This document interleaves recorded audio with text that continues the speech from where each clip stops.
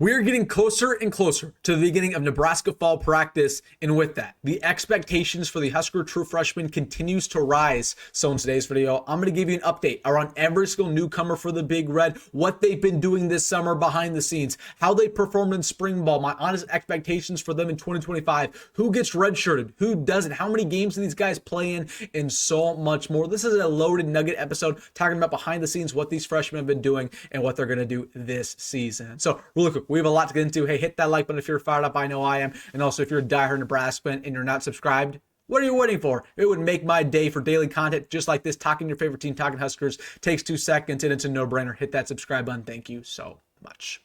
But without further ado, we have a lot to get into. Talking about Nebraska's true freshmen, what they've been doing behind the scenes this summer, how they performed in spring ball, who's going to play this year, and who's not. So we'll get things started with the quarterback position. We'll go quarterback, running back, wide receiver, all the way to defense and so on. So let's just go to our 4-star quarterback in his first year with Nebraska. Had a very interesting spring ball, to say the least, none other than Mr. TJ Lateef. So this is somebody who I've been high on for a very long time now. Of course, coming out of Compton, California, was a quarterback for Orange Lutheran last year. The thing about TJ Lateef that I love, and this is something that we saw throughout spring ball, I saw him in person at the spring game, is his dual threat ability. Somebody who can get out of the pocket at a high level. He can get 5, 10, 20 yards with his feet. He can extend the play. He's somebody who has decent accuracy, really strong deep ball. He's somebody who has high potential, as we've talked about throughout his career in high school and already with Nebraska. So there's a lot to like around TJ Lateef.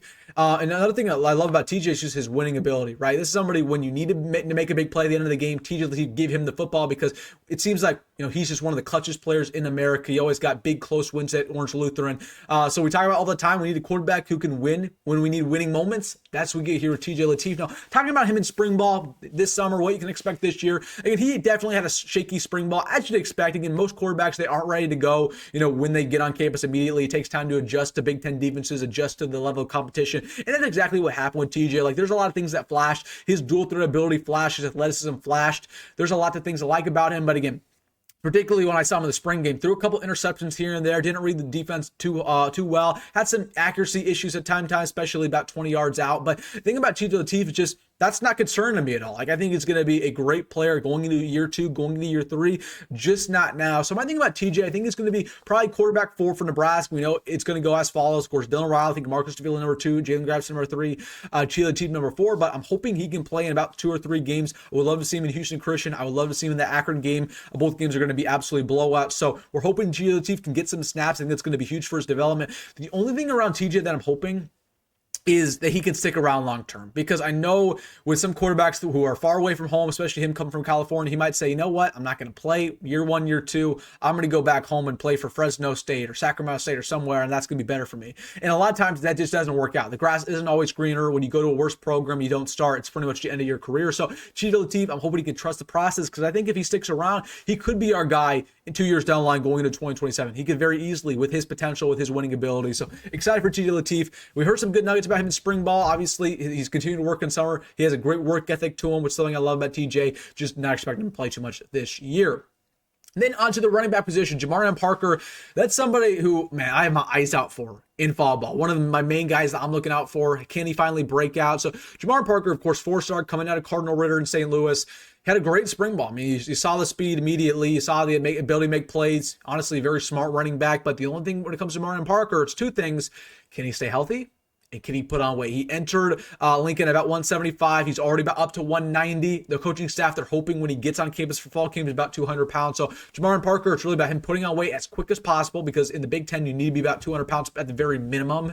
And also, it's about him staying healthy, because he got banged up at the end of spring ball. So he really hasn't been putting in too much work this summer, just because he's trying to rehab. He doesn't want to really risk anything. Coaching staff wants these guys to lay easy, but he's definitely been lifting a lot. He's definitely been putting in that work, eating food, obviously getting that weight up. So hopefully Jamarion Parker can break out, but that's the main thing, EJ Barthel keeps saying is, just focus on him staying healthy, putting on weight, because the athleticism, the potential, the talent, it'll speak for itself. And again, I think if Jamarion Parker does all those things, there's no reason why he's not going to start there's no reason why he's not going to be a running back 2 at some point in the year, and maybe even split carries with Emmett. That's how high I am on Jamarion Parker. So I think he's going to have a good year in Nebraska. I think he's going to have a very strong fall camp.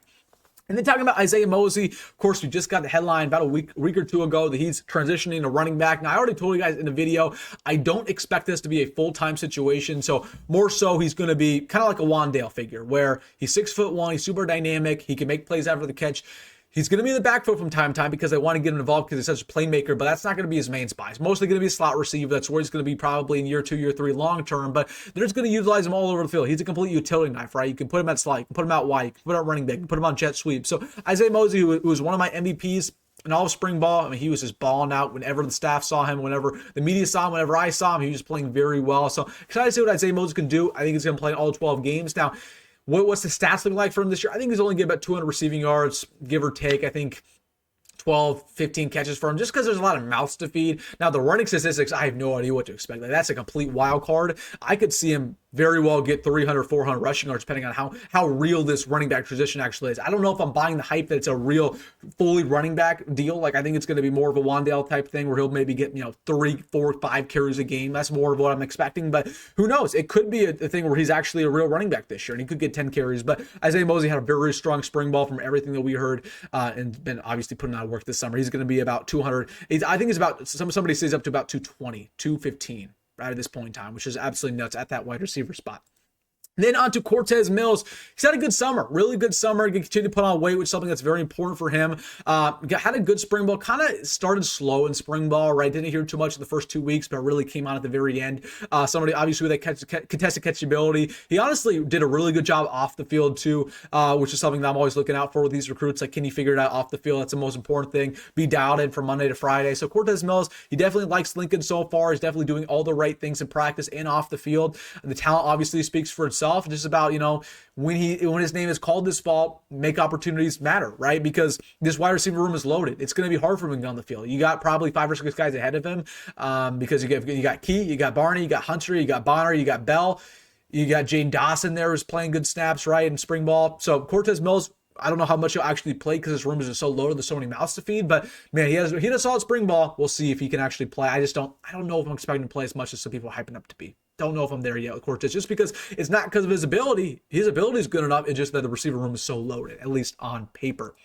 And then Jeremiah Jones is somebody who had a really, really good summer. He got on campus just a couple weeks ago in the early June for the first time. It was not an early enrollee. He was talking with the coaching staff. He's putting on a lot of weight as well. So again, he's starting off at wide receiver. The deal with Jeremiah Jones is just simply like, if it doesn't work out at wide receiver, we're going to transition him to safety because that was the position they wanted him to play coming out of high school. But Jeremiah Jones wanted to play receiver. That's one of the reasons he didn't flip away. So he's kind of on a short leash, but Jeremiah Jones, I mean, from an athleticism standpoint, one of the most athletic players on this team. He's like Malachi Coleman 2.0, but better than Malachi, right? Where he's 6'4", he's faster than Malachi. He is better. He can play every position on the field. He can play defense, wide receiver, running back. He can play whatever he wants. So I like Jeremiah Jones' game a lot. But you get the same thing with Cortez. It's just like, I just don't know when he's going to get on the field this year because, well, I think he's good enough right now to play, and I think he's going to be somebody who just absolutely breaks out in fall camp from everything we've heard. Unless injuries happen, I just don't really see a world where he gets that many snaps receiver. That's why, honestly, I would have rather had him at safety because I think he could have played a lot of snaps at safety immediately. But I don't know. So hopefully, maybe we'll get that news at the start of fall camp that he moved to safety because I think that's where he should be, honestly. So Jeremiah Jones, freak out. Watch out for that name. And then Jackson Carpenter is somebody I just don't expect to play this year. Haven't heard too many nuggets about him. Didn't really play that well in spring ball. I think it's good. It was a high. I wouldn't even say it was a high. It's a high risk, medium ceiling type of guy coming out of Lincoln Southwest. So we'll watch on Jackson Carpenter. I just don't think his future is out wide receiver. I like him a lot more linebacker personally for Jackson Carpenter. Then onto the O-line. This O-line's interesting. O-line's definitely interesting. We talk about this unit because a lot of the offensive line we got were 4 stars. We just don't know when they're going to be ready to get on the field. Shawn Hammerbeck, somebody I don't expect to play this year. Honestly, make a hot take here. I think he's honestly had a little bit of a better high school career than Grant Bricks. Like watch Grant Bricks' senior tape and then watch Shawn Hammerbeck's senior tape. Like it's dominant coming out of South Dakota, but very similar to Grant Bricks. His pass pro is not good. His running game's phenomenal. Pass pro is not good. Techniques out there. So it's going to take time for Shawn Hammerbeck, but he was bumped up to a 4-star for good reason. So again, probably not going to play this year. Kaahaaina-Torres, though, I think he's going to play this year. I think he is. He had such a strong spring ball. He looks like 22 years old. He does not look like a freshman. And then we've heard throughout the summer that he's continued to put on weight, which really isn't even an issue. He already has a bunch of good weight on him anyways. He was working out with NFL Pro Bowler Ronnie Stanley a couple weeks ago. Like, this dude's just working out with some of the best. I mean, he's a freak. I think Kaahaaina-Torres is going to play immediately. I really do. He's not going to start, obviously. I can very well see at the end of the season if Kaahaaina-Torres is our second string center, second string guard. Could very well see that one comes to him because he's so athletic. But man, I mean, Nebraska got a steal here. Nebraska got a steal in Kaahaaina-Torres. So that was a big win that we got him from Michigan State last second. But he had such a strong spring ball and summer ball. I think I could very well see his red shirt be burned. He could be the first offensive lineman in a long time to have his red shirt burned very sneakily. So watch out for Kaahaaina-Torres. Juju Marks, somebody who just got on campus a couple weeks ago. Honestly, the coaching staff kind of felt like they got a steal there. They upped the bid for. He was a previous Kansas commit, and they said, you know what, we're just going to offer you double it NIL and have you flip. That's exactly why he flipped. Kind of a grown man out there. Like, I mean, he has a full beard at only 18 years old. He played basketball, pretty athletic, honestly, pretty good to pass pro. It's just kind of a wild card. Like, we haven't seen him practice yet, so you just don't know how good he's actually going to be, but I don't expect him to play this year. And then you got Brian Tapu, who's somebody who, again, is the biggest wild card probably in this entire class for Nebraska. Still learning how to play football, about as high as an upside as you can get, like super athletic, super tall, but also at the exact same time, he could very well never play a snap here. So you just never know what you're getting with Brian Tapu. I don't expect him to play within the first 3 years. I'm not going to lie to you. All right. On defense. Let's talk defense because there are a lot of guys who I think could surprise some people. Start off with Malcolm Simpson, could very well surprise some people. 6'3", about 270 when he got to Nebraska a couple weeks ago when he got here in June for some summer workouts. But somebody who's very athletic, somebody who's a game wrecker. He kind of reminds me of Sue a little bit where, man, he just knows how to get to the running back. Not very good in the pass rush, honestly, but I mean, just dominant, can eat up double teams. And that's really what Nebraska's looking for at nose tackle. So he can play 3-tech and nose. He has a strong spring ball with how open this D-line is. Could very well see him play, but he impressed the staff when he got on campus. He was a lot bigger than they initially anticipated him to be, which is very good for his progression. So he's been putting on some weight, but I expect him to potentially play pretty early. So we'll watch out for Malcolm Simpson. You got Kade Pietrzak, who I think is going to play as a true freshman. I think his red shirt will be burned. Coaching staff loves him already. He did not early enroll because he wanted to finish his year of high school, which is completely valid, but he's somebody who has a higher potential than Ty Robinson. Coaching staff said they lose sleep if they didn't get this guy. Just tells you everything you know. I think he's going to be in our 2 deep as the year progresses, kind of like Keona Davis. So just saying, when Kade Pietrzak breaks out in week 2 of fall camp, and everyone's saying, oh, where did Kade Pietrzak come from? Don't be shocked, because this guy I think is going to play a lot as a true freshman. And then you got Tyson Terry.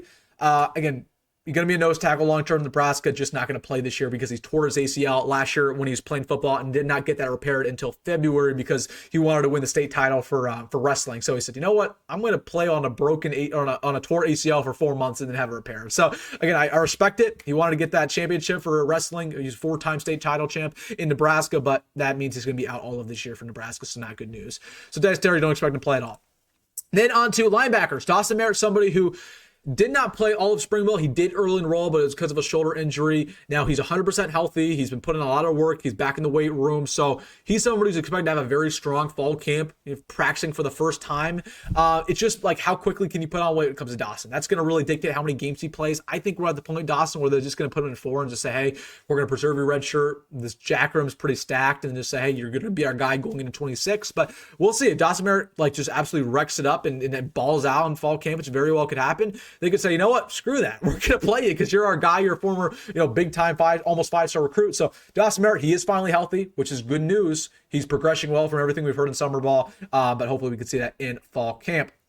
You got Christian Jones here. I watched Christian in the spring game. I wasn't too impressed. Somebody who's very athletic, number 1 player coming out of Nebraska in last year's class, former 4-star. For him, it's just all about, it's not even the weight. Like, the weight's already good on him. Okay, the athleticism is already good. It's all about reading Big Ten defenses. And it's all about learning the speed of the game and being a smart player, being at the right place at the right time. And that's something that, honestly, throughout his entire career at Westside, he kind of struggled with. Like, it was always the athleticism that was super enticing about him, but it's always about that, learning the film. And that's something that kind of struggled, in spring ball for him as well. So I don't know if I expect him to play this year, but man, Christian Jones' upside's very good. Honestly, again, here's some good nuggets about him continuing progression this summer. He's been putting in the work. And they got Pierce Mooberry. He got banged up. I believe he was out all of spring, but he might be out all of this year as well. So just don't expect much from Pierce Mooberry. He's banged up coming in from Millard North. But somebody who I really like his future. He played a lot of safety, very athletic, but also can lay the boom on you. Not a great tackler, but again, somebody who he'll lay the boom on you, but he'll miss some tackles too. But very good in coverage. But best coverage linebacker out of all the guys we just talked about.